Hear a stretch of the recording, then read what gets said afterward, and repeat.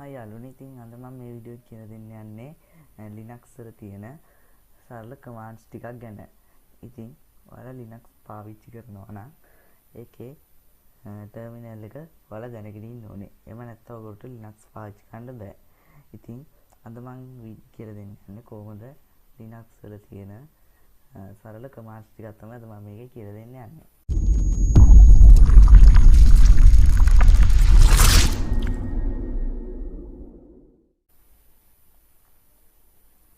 මුලින්ම ඔයාලා ටර්මිනල් එක ඕපන් කරන්න ඕනේ. ඔයාලට පුළුවන් ටර්මිනල් එක මෙතනින් ගිහිල්ලා මේ මෙතන තියෙන ටර්මිනල් එක ඒව නැත්තම් ඔයාලට පුළුවන් මෙතනින් ටර්මිනල් කියලා සර්ච් කරලා ටර්මිනල් එක ඕපන් කරන්න. එහෙම නැත්තම් පුළුවන් ඔයාලට control alt t එකත් ඔබලා ටර්මිනල් එක මේ විදිහට ඕපන් කරන්න පුළුවන්. ඉතින් මම මේ විදිහට ටර්මිනල් එක ඕපන් කරන්න. මම සයිස් එක ලොක් කරන්න.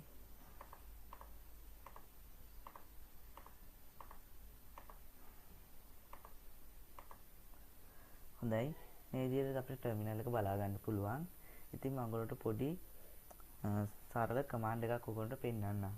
හිතන්න ඔයාලා කම්පියුටර් එක දැන් රීස්ටාර්ට් කරන්න ඕන වුණොත් ඔයගොල්ලන්ට තියෙන්නේ මෙන්න මෙතනින් ගිහිල්ලා රීස්ටාර්ට් කරන එක.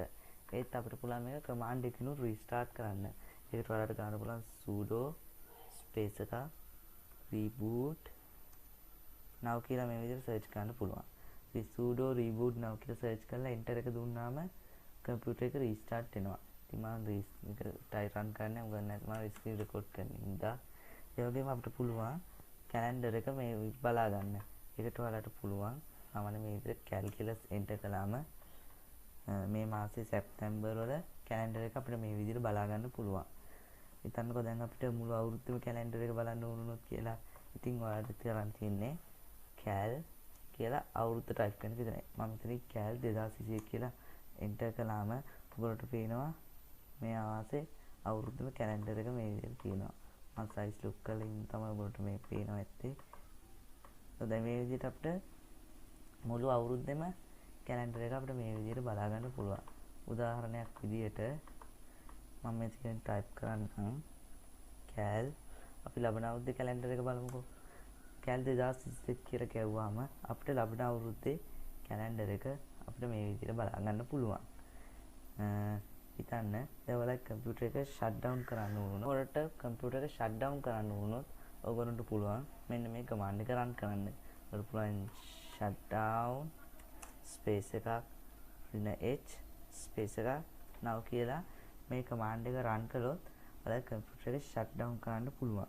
ඉතින් මම මේක රන් කරන්නේ. ඒ වගේම අපිට ටර්මිනල් එකෙන් ගේම් හිටන් ගහන්න පුළුවන්. ඒ කියන්නේ පොඩි සිම්පල් ගේම්ස් හිටන් අපිට ගහන්න පුළුවන්. මම ඔයගොල්ලන්ට පෙන්නන්නම් කොහොමද පැක්මෑන් ගේම් එක ඉන්ස්ටෝල් පෙන්නන්නම් කොහොමද කියලා. ඉතින් ඔයගොල්ලන්ට මේ ටික මම ක්ලියර් කරන්න. හොඳයි, අපිට පුළුවන් ටයිප් කරන්න. ඉතින් අපි පැක්මෑන් ගේම් එක ඉන්ස්ටෝල් කරනවා නම් අපි ටයිප් කරන්න ඕනේ sudo space එක apt ඉරිකැල්ලා get space එක install pacman for console කියලා. pacman for console කියලා. ඒක ගාලා මේ කමාන්ඩ් එක රන් කරන්න. ඊට පස්සේ මේ විදිහට ටික වෙලාවක් යනවා. හොඳයි. අපි දැන් ඒක කමාන්ඩ් එක රන් කරලා ඉන්ස්ටෝල් කරලා තියෙන්නේ. දැන් ඔයාලා ගහන්න pacman for console කියලා. pacman for console කියලා.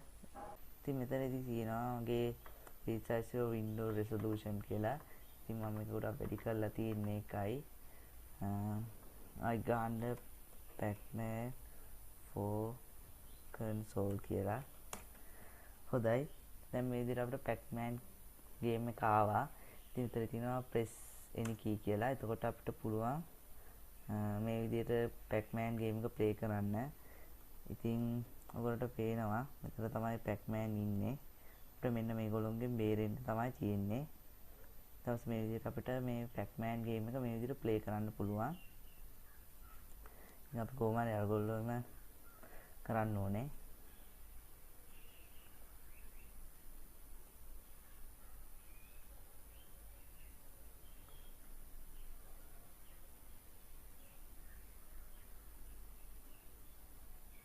හොඳයි ඉතින් මේ විදිහට පැක්මෑන් ගේම් එක අපිට ප්ලේ කරන්න පුළුවන්. ඉතින් මම ක්ලෝස් කරනවා මේක. හොඳයි දැන් අපි මේ විදිහට තමයි පැක්මෑන් ගේම් එක ඉන්ස්ටෝල් කරන්නේ. ඉතින් මම ඔයගොල්ලෝට කියලා තින්නම් අර ස්නේක් ගේම් එක කොහොමද ටර්මිනල් එකේ ප්ලේ කරන්න කියලා. ඒ කියන්නේ අර Nokia ෆෝන් එකේ නයා ගේම් එක කොහොමද ටර්මිනල් එකෙන් ප්ලේ කරන්න කියලා. ඒකට ඔයාලා ගහන්න ඕනේ sudo space එකක් apt ඉරිකැල්ලා get install nsnake කියලා. nsnake කියලා. ඒක ගාලා මේ කමාන්ඩ් එක රන් කරන්න.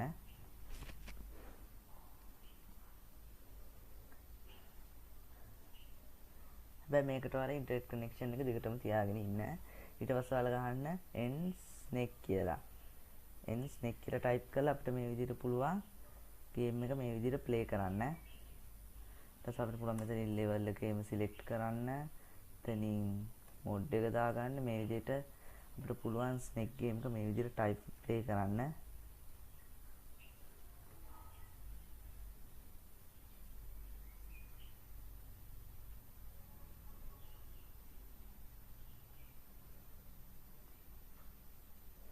හොඳයි ඉතින් මේක පොඩ්ඩක් ස්පීඩ් එක මදි. ඔයාලා settings වලින් මේක හදාගන්න. ඉතින් මෙතන තමයි පිටරේ තියෙන්නේ අර නයා ගේම් එකේ. හොඳයි මේ ඉන්නේ නයා. ඉතින් මේක ටිකක් මේකේ ස්ලෝ එක මදි ඉන්න තමයි මේ හිමීට යන්නේ. ඉතින් මම මේ ටර්මිනල් එක ක්ලෝස් කරන්න. ඉතින් මේ විදිහට තමයි Linux ටර්මිනල් එකෙන් කමාන්ඩ් ටිකක් ඉගෙන ගන්න. කමාන්ඩ් ටිකක් තමයි පෙන්වන්නේ සරල. ඉතින් මේ වීඩියෝ වලට ගොඩාක් ස්තුතියි.